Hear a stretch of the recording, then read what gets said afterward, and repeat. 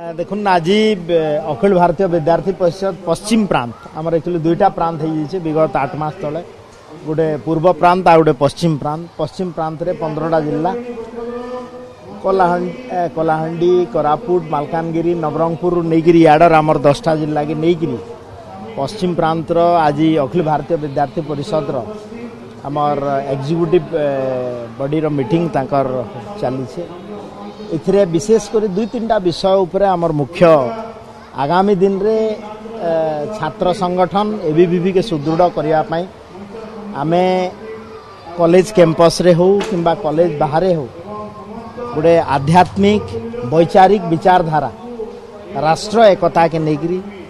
छात्र शक्ति राष्ट्र शक्ति ये कॉन्सेप्ट को नेगिरी सबू कैंपस को आमर जीवार योजना ता सहित विशेषकर नवा education policy new education policy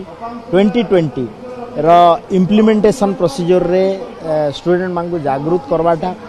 आ विशेषकर आमर जो चिंताधारा जे आगामी दिन रे आमे 2036 सुधा ओडिशा को गोटे उत्कर्ष ओडिशा आ 2047 सुधा भारत वर्ष को आमे गोटे विकसित राष्ट्र करिवार जो चिंताधारा तो छात्र शक्तिर गोटे बड़ भूमिका रहिबो एवं विशेषकर आत्मनिर्भर भारत टेक्निकल एजुकेशन रे पिला केमती आत्मनिर्भर हेबे जनरल एजुकेशन रे पिला केमती आत्मनिर्भर हेबे ताकू गोटे नुआ दिशा और दिग देवा पई आमे ये एग्जीक्यूटिव बॉडी मीटिंग एबीवीपी तरफ ये कार्यक्रम आउ इथिरे आमे कैंपस रे तथा कैंपस बाहर छात्र शक्ति को केमती जोड़ी की रखिबु ता पई ये गोटे प्रयास आज मानस मंथन 2 दिन धरिक चलो आज 6 और 7 तारीख पर्यटन आप देखो मुझा विशेष मंतव्य रखा चाहू नहीं छात्र संगठन कथा कहीं यहाँ गोटे बड़ विषय एजुकेशन डिपार्टमेंट अच्छी किंतु मोर ये मुझे ये अतिथि हिसाब से आसती एवं जो कथा कहले जे आम न्यू एजुकेशन पॉलिसी कथा आत्मनिर्भर भारत कथा छात्र शक्ति गोटे राष्ट्र शक्तिर बड़ भाग तो आमे संगठन को अखिल भारतीय विद्यार्थी परिषद माध्यम रे पश्चिम प्रांत रे छात्र संगठन को केमती सुदृढ़ कराहब ता उपरे एठी गोटे निष्पत्ति निया जिबा एवं आगामी वर्ष तमाम से कार्यक्रम को आगु को निया जिबा देखंतु मु विगत दिन रे गुरुत्व दायित्व नेइछि आगामी दिन रे मध्य नब किंतु आमर मुख्य अखिल भारतीय विद्यार्थी परिषद रो सबुथुरु बड़ विषय हला जे आमे राष्ट्रवाद आमे भारत वर्ष रे राष्ट्र प्रथम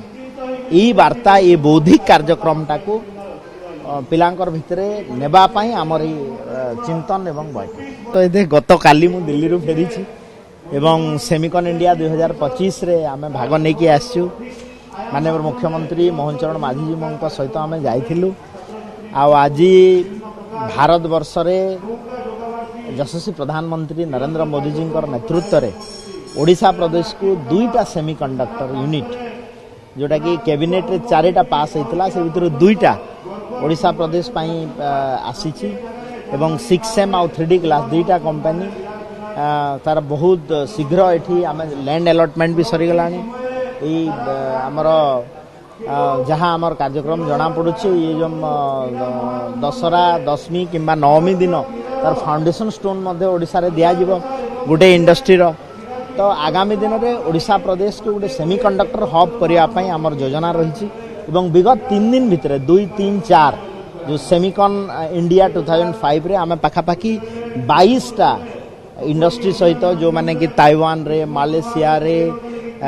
तांकर इंडस्ट्री करि सहित 1-to-1 कथा होती एवं 2टी इंडस्ट्री सहित आमर ये जो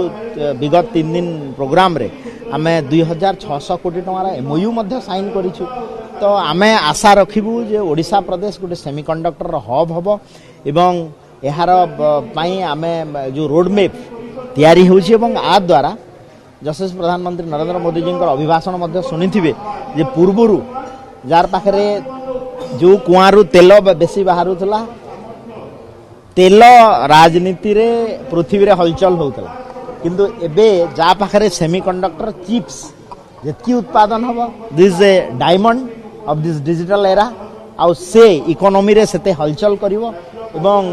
भारत वर्षर जो संकल्प जे आगामी दिन रे आमे पृथ्वी रो 3rd वर्ल्ड इकोनॉमी हबु से दिगरे कार्य करूछि एवं ओडिशा तार भागीदारी हबो। ଭାରତର एकमात्र परीक्षित बायोसार पृथ्वी प्रो माटी को रखे सुस्थ दिए नुआ जीवन धान पनीपरिबा और डाली जातीय फसल पाई लाभदायक अमल बढ़ाए रोग कमाए आज ही जमी रे प्रयोग करंतु जोगाजोग पाई 9937054201 नंबर को डायल करंतु। आम सह जोड़ी हेबा पाई आमकु लाइक फॉलो और सब्सक्राइब करंतु। अधिक अपडेट पाई विजिट करंतु आम वेबसाइट thequiver.in।